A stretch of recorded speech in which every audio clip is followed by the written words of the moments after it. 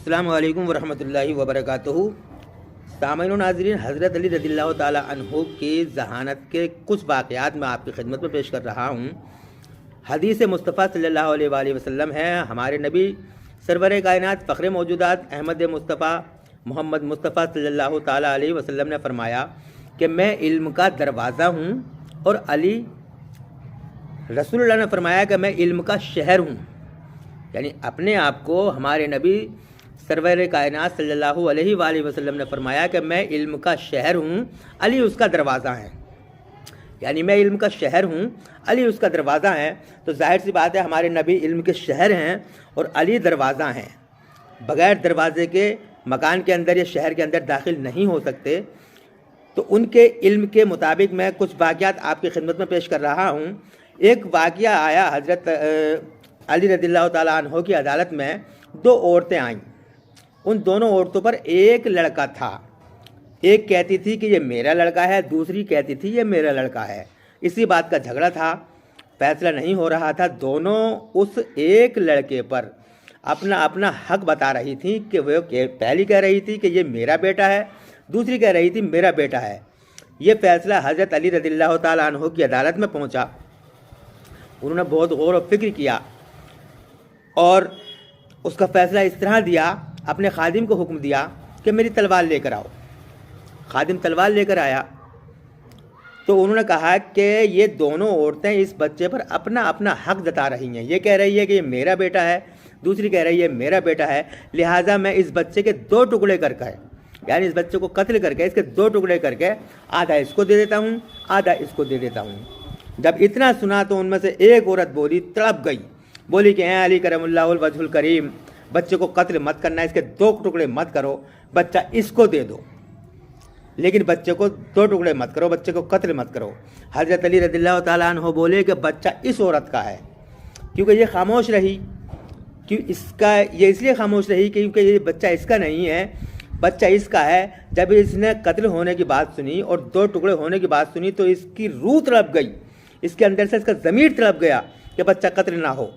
کہ اے علی بچے کو قتل مت کرو، بچہ اس کو دے دو، لہٰذا بچہ اس عورت کا ہے، اور وہ بچہ اس عورت کو دے دیا گیا۔ یہ حضرت علی رضی اللہ تعالیٰ عنہ کے علم کی ذہانت اور ان کے علم کی ایک چھوٹی سی وہ ہے۔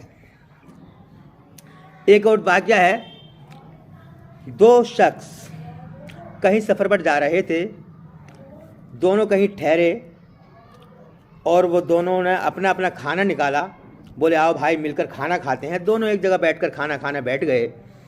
اتفاق سے جیسے ہی انہوں نے کھانا شروع کیا، ایک تیسرا شخص اور آ گیا۔ ان دونوں نے اس کو، تیسرے شخص کو اپنے ساتھ شامل کر لیا، بولے بھائی آ جاؤ ہمارے ساتھ کھانا کھا لو۔ وہ تیسرا شخص جو اجنبی تھا وہ بھی ان کے ساتھ کھانے میں شریک ہو گیا۔ اب انہوں نے کھانا کھایا تو ان میں ایک آدمی پر 8 روٹیاں تھیں اور ایک پر 5 روٹی تھیں، ایک پر 5 روٹی تھی اور ایک پر 3 روٹی تھیں۔ 8 نہیں بلکہ ایک پر 5 روٹی تھیں اور ایک پر 3 روٹی تھیں۔ اب کھانے والے ہو گئے 3۔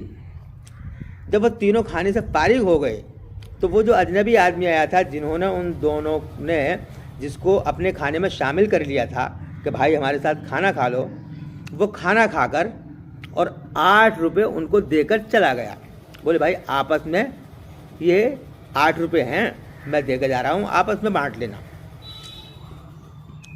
اب جب انہوں نے آپس میں پیسے بانٹے تو جس کی 5 روٹیاں تھیں وہ بولا کہ بھائی میری 5 روٹی ہیں، اس لیے مجھے 5 ملنے چاہیے، تیری 3 روٹی تھی، تجھے 3 ملنے چاہیے۔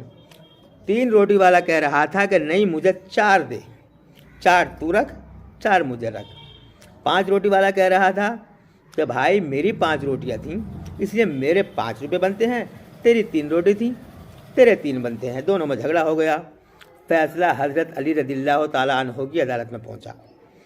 حضرت علی نے ان کی بات سننے کے بعد میں اور کہا اس سے، 3 روٹی والے سے، بولے یہ 5 روٹی والا تجھے 5 روپے خود رکھنے کہہ رہا ہے اور تجھے 3 روپے دینے کہہ رہا ہے، تو 3 رکھ لے تو فائدے میں رہے گا۔ بولے کہ نہیں علی مجھے تو 4 چاہیے، 4 اس کو اور 4 مجھ کو۔ حضرت علی رضی اللہ تعالیٰ عنہ نے کہا کہ نہیں تو اس کو 5 دے دے تو 3 رکھ لے، فائدے میں رہے گا۔ بولے نہیں مجھے 4 چاہیے۔ حضرت علی نے جب اس کی بات سنی کہ مجھے 4 چاہیے، بولے تو ٹھیک ہے، تیرا 1 روپیہ بنتا ہے، تجھے 1 ملے گا، اس کو 7 ملیں گے۔ بولا کیوں؟ بولے اس لیے کہ تیری 3 روٹی تھیں، اس کی 5 روٹیاں تھیں، کل ملا کر روٹیاں ہوئی 8، کھانے والے ہوئے تم 3، 8 روٹیوں کے 3 ٹکڑے سے جب ٹکڑے کیے تو وہ 24 ٹکڑے بیٹھے، 24 ٹکڑے تم تینوں نے کھائے تو ایک آدمی کے حصے میں 8 ٹکڑے آئے، لہذا تیری 3 روٹیاں تھیں، تیری 3 روٹیوں کے 8 ٹکڑے ہوئے، تو تیری روٹی کا اس نے یعنی تیری 3 روٹیاں تھیں تو ان 3 روٹیوں کے 3 ٹکڑے جب کرے تو 9 ٹکڑے بیٹھے، 9 ٹکڑے میں 8 اس نے کھائے اور تیری روٹی کا 1 ٹکڑا اس نے کھایا۔ 5 روٹی والے کے جب 3 ٹکڑے کرے تو اس کے 5 روٹیوں کے 3 ٹکڑے کے حساب سے 15 ٹکڑے ہوئے، 15 ٹکڑے میں سے اس نے 8 ٹکڑے خود کھائے اور 7 ٹکڑے اس آدمی نے کھائے، یعنی 5 روٹی والے کے 7 ٹکڑے کھائے اور تیری روٹی کا 1 ٹکڑا کھایا، اس لیے 8 روپے میں سے 7 روپے اس کو ملیں گے اور تجھے 1 روپیہ ملے گا۔ حضرت علی نے فیصلہ کر دیا تو اس کو فیصلہ ماننا پڑا۔